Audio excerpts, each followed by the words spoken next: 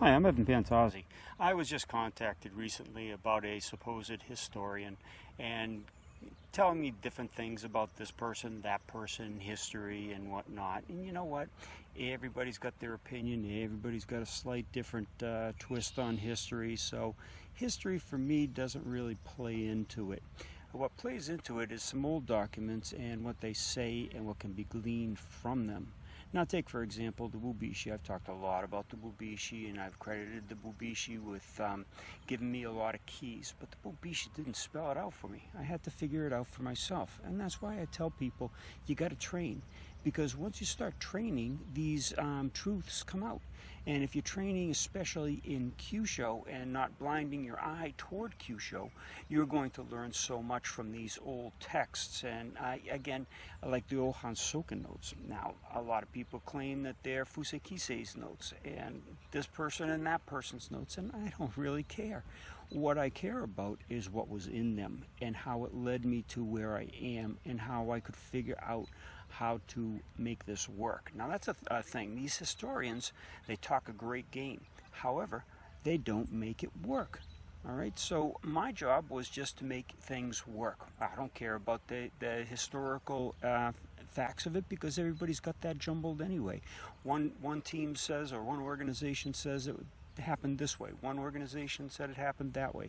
This grandmaster did that. That grandmaster did this. It's like it's all a jumble, and that's why I took my belt off a long time ago, because I didn't want to be a party to any of that obfuscation of what's really underlying all these forms in the martial art, be it Chinese, be it Okinawan, be it Japanese.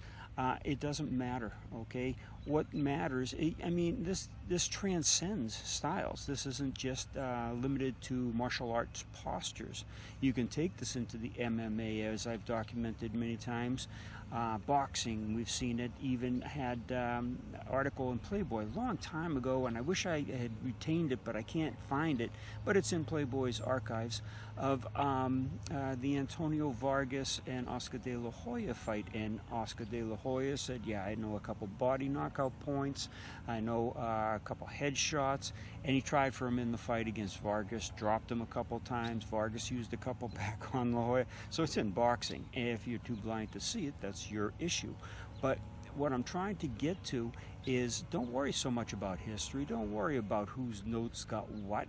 Just what the notes say. Like Fujita's notes, for example. I love those, and I talk about those a lot, because in Fujita's notes he included 18 other styles of martial arts and their killing targets.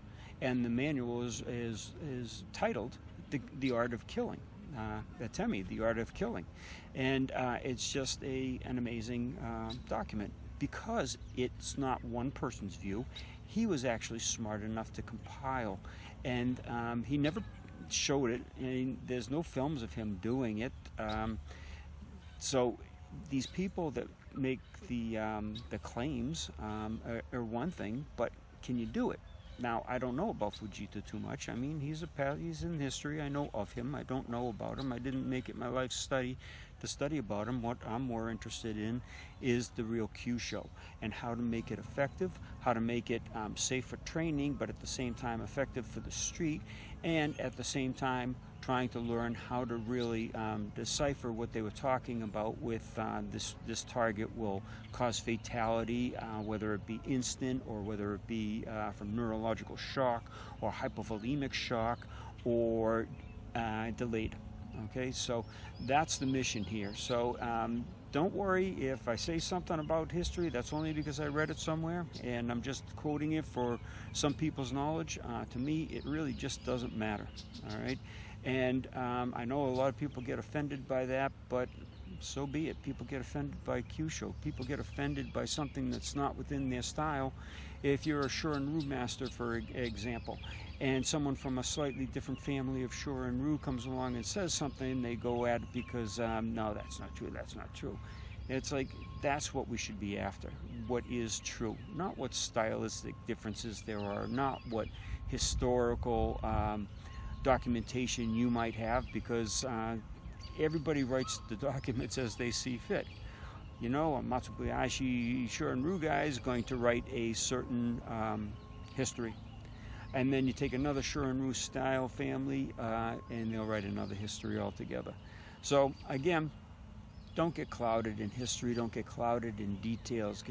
Get focused on what Kyusho can do for you personally, what Kyusho really is, and how to make it actually work. Not just read about it in a book, not just see it on a YouTube, how to get it to make it work for you no matter what style you are. And that's what my group is all about.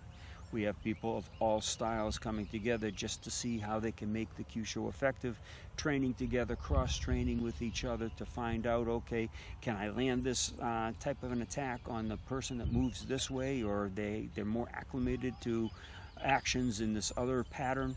So that's the real truth you should be really focusing on, folks, and not the written history.